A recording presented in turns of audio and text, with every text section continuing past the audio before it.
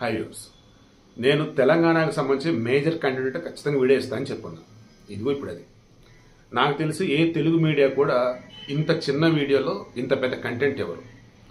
Simple 1 by 1 చెప్తాను. కేసీఆర్కి సంబంధించి హైకోర్టులో క్వాష్ పిటిషన్ దాఖలు చేస్తున్నారు. నా మీద ఏసీబీ వాళ్ళు తప్పుడు కేసు నమోదు చేస్తే దాన్ని కొట్టేయడం కాదు, అన్ని కరెక్ట్నే ఉన్నాయి, వాళ్ళు విచారణ చేపడతారు అన్నారు. క్వాష్ పిటిషన్ ఎలా చేయాలి, దెన్ ఏసీబీ వాళ్ళు ఆయనని క్వశ్చన్ చేయొచ్చు. నెక్స్ట్ నన్ను క్వశ్చన్ చేయాలంటే ఖచ్చితంగా ఇదిగో నాతో పాటు మా లాయర్ని తీసుకెళ్తా. మరల ఈరోజు హైకోర్టుకి ఎప్పుడు వచ్చారు. హైకోర్టు ఏమంది, లాయర్లు తీసుకెళ్ళు కానీ నీతో పాటు ఉండరాదు, బయట ఉంటారు. దట్ మీన్స్ కేటీఆర్ ఒక్కడే ఏసీబీకి విచారణకు హాజరవ్వాలి. నెక్స్ట్ సుప్రీంకోర్టుకి వెళ్ళాడు. సుప్రీంకోర్టులో కూడా ఏమిటి, నా మీద తప్పుడు కేసులు నమోదు చేశారు. ఇష్యూ జరిగినటువంటి 1 year కేసు ఏంటి, ఇది కుట్ర, ప్రభుత్వం నా మీద దాడి చేస్తుంది, ఇంటర్నల్గా ఓ రకంగా అలాగే మాట్లాడుకొచ్చాను. దెన్ సుప్రీంకోర్టులో కేవేట్ పిటిషన్ దాఖలు చేసింది తెలంగాణ గవర్నమెంట్. ఏమని, కేటీఆర్కి సంబంధించి ఈ కేసులో మీరు ఏదైనా తీర్పు ఇవ్వాలంటే మా వాదన కూడా వినండి అని, ఓన్లీ కేసీఆర్ తరఫున వాదన వినండి కాదు అని చెప్పేసి. దెన్ ఇప్పుడేంటి,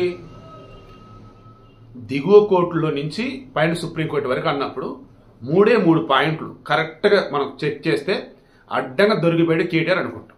తర్వాత తమ్నేల్లో గ్రీన్ కొని ఒక కంపెనీ, చలమన్ శెట్టి అనిల్, సినిమా ఇండస్ట్రీ వాళ్ళు మొత్తం ఉన్నారు. ఆ సంగతి ఏంటి, సింపుల్గా అది కూడా చెప్తాం. ముందు ఏం చెప్దాం, కేటీఆర్ ఎలా దొరికాడు అన్నది 3 పాయింట్లు చెప్తాం.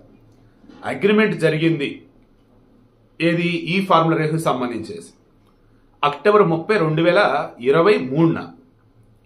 దెన్ ఈ లా ఏవైతే ఫారిన్ మేనేజ్మెంట్ యాక్ట్ ఫెమా నిబంధనలు ఉల్లంఘించి 55 కోట్లు దాదాపు ఈ ఫార్ములా రేస్ సంబంధించేసి ఏ కంపెనీ అయితే చేసిందో ఎఫ్ఈఓ కంపెనీ దానికి చెల్లింపులు చేసింది ఇప్పుడు అగ్రిమెంట్ జరగడానికి ముందు, అంటే ఒప్పందం జరగడానికి ముందు డబ్బులు పంపారు. అలాగా పంపుతారు. ఫస్ట్ పాయింట్ అది తప్పు చేశారు. 2, ఎన్నికలు కూడా అమల్లో ఉంది. అంటే ఎలక్షన్ కమిషన్ ఆఫ్ ఇండియా సంబంధించి పర్మిషన్ తీసుకోవాలి, ఏదైనా ఫారిన్ కంపెనీ డబ్బులు పంపాలన్నా, and model code of conduct ఉంది. సో ఎన్నికలు కూడా నిబంధన ఇవి వైలేట్ చేయకూడదు అసలు. సో ఎన్నికల కమిషన్ చెప్పాలా, మోడల్ కోడ్ ఆఫ్ కాండక్ట్ దాన్ని పట్టించుకోవాలా, వైలేట్ చేసేసారు.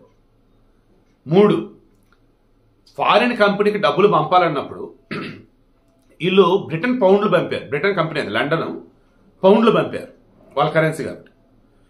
అలా విదేశీ డబ్బుని కనుక పంపాలి అంటే రిజర్వ్ బ్యాంక్ ఆఫ్ ఇండియా దగ్గర పర్మిషన్ తీసుకోవాలి. వాళ్ళ దగ్గర పర్మిషన్ తీసుకోవాలి. అందుకే 8 కోట్లు ఫైన్ వేసింది reserve bank of India. Telangana government pay చేసింది అమౌంట్, 8 కోట్ల అమౌంట్ పే చేశారు. అంటే రిజర్వ్ బ్యాంక్ ఆఫ్ ఇండియాకి చెప్పకుండా మీరు ఫారిన్ కరెన్సీ తరలింపు చేస్తున్నారు, అక్కడ ప్రమాణం ఉల్లంఘించున్నారు. ఫైన్ వేసింది, డబ్బులు కూడా కట్టేశారు.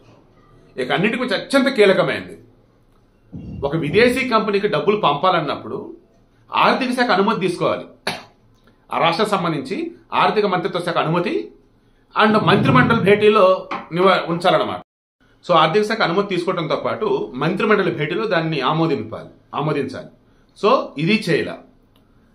అండ్ ఒకవేళ చెల్లింపులు చేపట్టాలి, ఎవరు చేయాలి, అసలు ఈ ఫార్ములా రేసుకు సంబంధించేసి ఎవరు చూసుకుంటున్నారు, పట్టణ పురపాలన శాఖ వాళ్ళు అనుకుంది. ఆ శాఖని చెల్లింపులు జరపాలి కదా. చెల్లింపులు జరిపింది ఎందుకు నుంచి తెలుసా, Hyderabad metro development authority HMDA దాని అకౌంట్ నుంచి చెల్లింపులు జరిపారు. అసలు అలా ఎలా చేస్తారు, అడుగడుగునా వైలేషన్. ఇంకెక్కడ వీళ్ళు ఇంకెక్కడ దొరకకుండా ఉన్నారు మీరు చెప్పండి. తప్పుడు కేసు. ఎలా తప్పుడు కేసు? ఆనాడు పురపాలక శాఖ స్పెషల్ సెక్రటరీగా ఉన్నటువంటి అరవింద్ కుమార్ ఐఏఎస్ ఆయన పిలిపించారు. ఆయన ఒకటే చెప్పాడు, కేటీఆర్ పంపండి, మేము పంపామన్నారు. హెచ్ఎండిఏ సంబంధించి ఆ రోజు చీఫ్ ఇంజనీర్ ఉన్నటువంటి బిఎల్ఎన్ రెడ్డిని పిలిపించారు. ఆయన స్టేట్మెంట్ తీసుకుంటున్నారు. మొత్తం వీడియో ఫుటేజ్ సేకరించారు. మొత్తం వాళ్ళు చెప్తున్నప్పుడు మొత్తం వీడియో షూట్ చేశారు. కేటీఆర్, హరీష్ రావు, కవిత ఇందాక ఆగా మేఘాల మీద నందినార్ అని చెప్పి మన బంజారాహిల్స్ పక్కన ఉంటుంది, అంత ఒక పాట. ఆ నందినారులో వచ్చేసి కేటీఆర్ ఉంటారు, ఆయన ఇంట్లో సమావేశమయ్యారు. ఎందుకు ఏంటంటే ఆల్రెడీ కవిత ఈడీ కేసులో ఢిల్లీ లిక్కర్ స్కామ్లో ఆమె ఎలా ఇరుక్కున్నారు అండ్ ఎన్నాళ్ళు జైల్లో ఉన్నారు, ఎలా బయటకు వచ్చి మనందరూ తెలుసు. నెక్స్ట్ కేటీఆర్కి సంబంధించి ఆల్మోస్ట్ ఈడీ కూడా ఆల్రెడీ కేసు ఫైల్ చేసినట్టు అండ్ ఈడీ విచారణ రమ్మని చెప్పుకున్నారు. ఇప్పుడు వచ్చేసి ఏసీబీ విచారణ రమ్మని అంటున్నారు.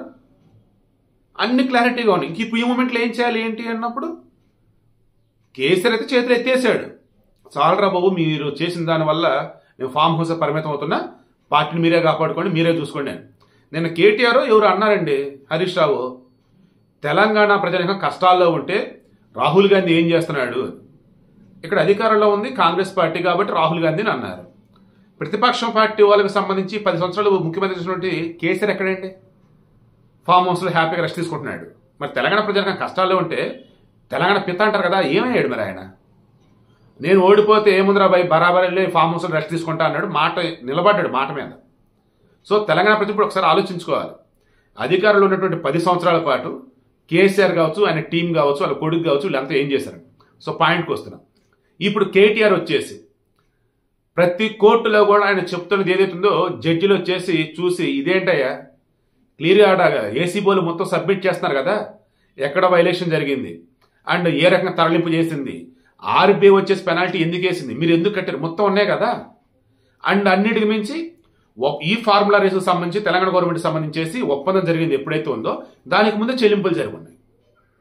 ఇక గ్రీన్ కో కంపెనీ, ఈ గ్రీన్ కో అన్నప్పుడు చలమలశెట్టి సునీల్ అని చెప్పేసి స్టార్టింగ్ ప్రజారాజ్యం, ఆ తర్వాత టీడీపీ, ఆ తర్వాత వైసీపీ, మరలా ఇప్పుడు జనసేన సైడ్ చూస్తున్నాడంట.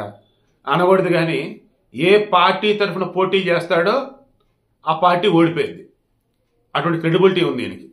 ఈయన 2019 నుంచి టీడీపీలో కనుక ఉన్నట్టయితే మన 2020 టికెట్ ఆయనకే ఇచ్చేవారు, కాకినాడ టికెట్. బట్ అదే స్థానం నుంచి పోటీ చేస్తుంటాడు, పార్టీలు మారుతుంటాడు అంతే. సో ఇప్పుడు విషయం ఏంటి, ఈయన తమ్ముడే అనిల్. ఈ అనిల్ బర్త్డే సంబంధించే మొన్న మాల్దీవ్స్ మొత్తం వెళ్ళింది సినీ బ్యాచ్. ఏంద్రా అంటే సినీ ఇండస్ట్రీలో వాళ్ళకున్నటువంటి సర్కిల్ కానీ బయట కార్పొరేట్ టీంతో ఉన్నటువంటి 5 కానీ కేటీఆర్కి జాన్ జిగిరి. ఏ రకంగా జాన్ జిగిరి అన్న నేను, గ్రీన్ కో కంపెనీకి సంబంధించి ఈ హైటెక్ సిటీ కుకట్పల్లి చుట్టుపక్కల మధ్యలో వచ్చేసి భూములు కొన్ని ఉన్నాయి. ఆ భూములకు సంబంధించి ఏ రకంగా చేతులు మారే ఏంటి ఒకసారి లెక్కలు తీస్తే తెలుస్తాయి.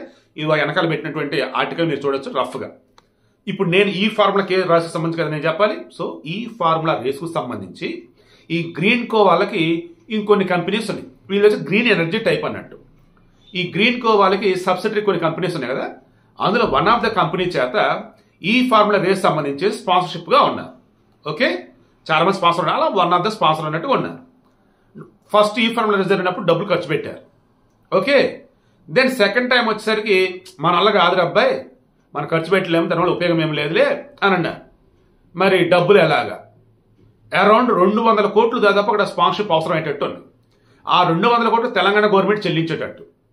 ఏంటి అసలు అది, ఈ ఫార్ములా రేస్ కాదు, ఆ రేసుకు స్పాన్సర్షిప్ తెలంగాణ గవర్నమెంట్ 200 కోట్లు చెల్లించలేక, అందులోనే ఆ 55 కోట్లు చెల్లింపులు ఏమో జరిగింది. అది జరగలేదు, మరలా రేస్ జరగలేదు, కానీ చెల్లింపులు జరిగిపోయాయి. తర్వాత నేను చెప్పాల్సింది, ఈ గ్రీన్ కో వాళ్ళు ఏం చేశారు, ఎలక్ట్రో బాండ్లు భారతదేశంలో అన్ని రాజకీయ పార్టీలకి ఆయా వ్యక్తుల నుంచి సంస్థల నుంచి విరాళాలు వచ్చు, ఎలక్ట్రో బాండ్లు కూడా వచ్చు. ఇలా చూస్తే భారతదేశంలో బీజేపీ తర్వాత సెకండ్ ప్లేస్ లో బీఆర్ఎస్ ఉంది. బీఆర్ఎస్ ఒక ప్రాంతీయ పార్టీ, బీజేపీ ఒక జాతీయ పార్టీ. జాతీయ పార్టీ కూడా కాంగ్రెస్ సెకండ్ ప్లేస్ ఉండాలి, ఎబ్బే లేదు. ఆమ్ ఆద్మీ పార్టీ లేదు, ఎన్సీపీ లేదు, సిపిఐ సిపిఎం లేకపోతే ఏమి లేవు. సెకండ్ ప్లేస్ బీఆర్ఎస్ ఉంది, ఎందుకంటే ఎలక్టోరల్ బాండ్ ఆ రకంగా వచ్చింది. అందులో గ్రీన్ కో కూడా ఇచ్చింది. అంటే స్పాన్సర్షిప్ కింద ఇవ్వాల్సిన అమౌంట్ని ఈ ఎలక్టోరల్ బాండ్స్ పార్టీకి ఇచ్చేస్తున్నారు అని అనుకోవాలి ఇప్పుడు మనం. అయితే ఎలక్టోరల్ బాండ్స్ అందరికి ఇచ్చారు కదా, మాకు ఒక్కరిగానే ఏంటి అని చెప్పేసి మళ్ళీ బీఆర్ఎస్ వాళ్ళు అంటారు. చూడండి, నేను పాయింట్ వైజ్ చెప్పున్నాను, ఒక్కొక్కటి పాయింట్ వైజ్ చెప్పుకుంటూ వచ్చాను నేను. అడ్డంగా దొరికారా లేదా, ఇప్పుడు గ్రీన్ కోకి సంబంధించి కూడా ఇప్పుడు లెక్కలు దిగిపోతున్నారు. అండ్ కేటీఆర్ సంబంధించి ఆల్రెడీ ఏసీబీలు విచారణ చేస్తున్న మూమెంట్లో అరెస్ట్ చేయొచ్చు. లేదు, ఎన్ఫోర్స్మెంట్ డైరెక్టరేట్ వచ్చినప్పుడు foreign exchange management act rules violate చేస్తున్నారు కాబట్టి ఈ ఫార్ములా రేస్ ఈ కార్డులకు సంబంధించి చెల్లింపులకు సంబంధించి డబ్బు ఏదైతే చేస్తారో Telangana government, that means HMD చెల్లింపులు చేస్తారో అందులో ఎక్యూజ్డ్ వన్గా కేటీఆర్ ఉన్నాడు. దెన్ ఎన్ఫోర్స్మెంట్ డైరెక్టరేట్ వాళ్ళు కేటీఆర్ని అరెస్ట్ చేయవచ్చు. సో నాకు అనిపిస్తుంది కదా, కేటీఆర్ అడ్డంగా దొరికిపోయాడు. అండ్ ఇక బీఆర్ఎస్ పార్టీని కాపాడుతామన్నా, ఆ పార్టీని ముందుకు తీసుకెళ్తామన్నా నాని అనుకోవటం ఏంటంటే హరీష్ రావు అని చెప్పేసి అనుకుంటున్నారు. మీరేమనుకుంటున్నారు కింద కామెంట్లో తెలియచేయండి. అండ్ ఈరోజు వచ్చేసి ఫస్ట్ ఏసీబీ కోర్టుకు సంబంధించి క్వాష్ అని చెప్పేసి హైకోర్టుకు వెళ్ళారు, క్యాష్ అలో చేయాల. సుప్రీంకోర్టుకు వెళ్ళారు, అక్కడ రావాల్సి ఉంది. మా యొక్క నిర్ణయం కూడా తీసుకొని మా వాదన కూడా విన్నాక నిర్ణయం తీసుకుని అన్నారు. ఈలోపు ఏసీబీ నోటీసులు జారీ చేశారు, ఈడీ వాళ్ళు నోటీసులు జారీ చేశారు. విచారణ రమ్మని కోర్టులో ఉంది కదా, కోర్టు తీర్పు ఇచ్చాక వస్తానన్నాడు కేటీఆర్. దెన్ కోర్టుకు వెళ్ళేసినప్పుడు కోర్టు ఏం చెప్పిన, హైకోర్టు ఏసీబీ విచారణప్పుడు నిన్ను చేస్తారు, నీ లాయర్ అవసరం లేదు పక్కన అని చెప్పేసి అన్నారు. నిన్న మీరు గమనించినట్టయితే ఎర్లీ మార్నింగ్ తెలంగాణ బిడ్డని, పౌరుషం ఉన్న బిడ్డని ఏదైనా ఎదుర్కొంటా అన్నాడు. నిన్న మధ్యాహ్నానికి సంబంధించేసి క్వాష్ పిటిషన్ ఎలా చేసిందో లేదన్నప్పుడు వచ్చేసి న్యాయపరంగా పోరాడతా, ఆ తర్వాత వచ్చేసి సుప్రీంకోర్టుకి వెళ్తా. అడుగడుక్కి మాటలు మారుతూనే పోయాయి. ఎందుకు ఏంటంటే వీళ్ళు తప్పు చేశారన్న విషయం అందరికీ అర్థమవుతుంది. వీళ్ళు తప్పు చేశారు కాబట్టి కోర్టులు కూడా వచ్చేసి వీళ్ళకి రిలీఫ్ ఇవ్వట్లేదు. వీళ్ళు తప్పు చేశారు కాబట్టి రేవంత్ రెడ్డి గవర్నమెంట్ గట్టిగా ఉచ్చు బిగుస్తుంది. వీళ్ళు తప్పు చేశారు కాబట్టి నేనైనా ఈ మాత్రమైనా నా దగ్గర ఆధారాలతో వీడియో ఇస్తూ ఉన్నా.